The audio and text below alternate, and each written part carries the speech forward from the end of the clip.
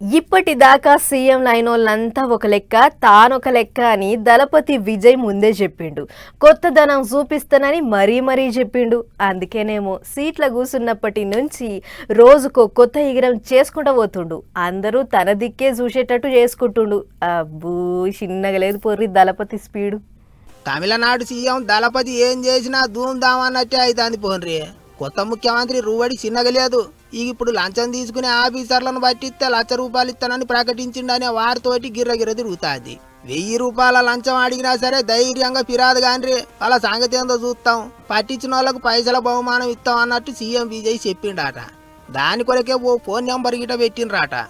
మరిగా దాంట్లో నిజం ఎంతున్నదో ఏమో కానీ ముచ్చటైతే దేశం అంతా తిరుగుతుంది. ఇప్పుడు ఇంకో దిక్కు ఏం చేసినా పబ్లిక్ కు తెలిసేటట్టే చేయాలి అన్నట్టు ఆఫీసులో కూకొని ఆఫీసర్లతో పెట్టే మీటింగుల వీడియోలను కూడా సోషల్ మీడియాలో పెడుతున్నాడు విజయ్. ఎక్కడ దాపరికం లేదన్నట్టు చూపిస్తాడు.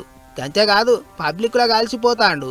గిట్లనే ఊర్లో పొంటి తిరిగి పబ్లిక్ కు వైద్యం చేయడానికి కొత్త పనులు చాలు చేసిన విజయ్ తానే డ్రైవర్ అవతారం ఎత్తి స్టీరింగ్ పట్టిండు. ఇట్లా చిన్నగా లేదు పోన్రి స్పీడు.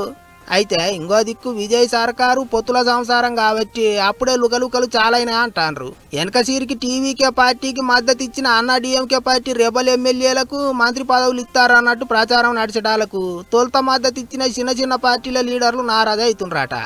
వాళ్ళ గీట పదవులు ఇస్తే తాము బయటికి పోతామా అంటుండ్రాట. అయితే ఎవ్వలకేసోంటి పోస్టులు ఇస్తలేము, అవన్నీ ఉత్తముచ్చట్లే అంటుండ్రు టీవీకే లీడర్లు. మరి ఏమవుతుందో చూడాలి.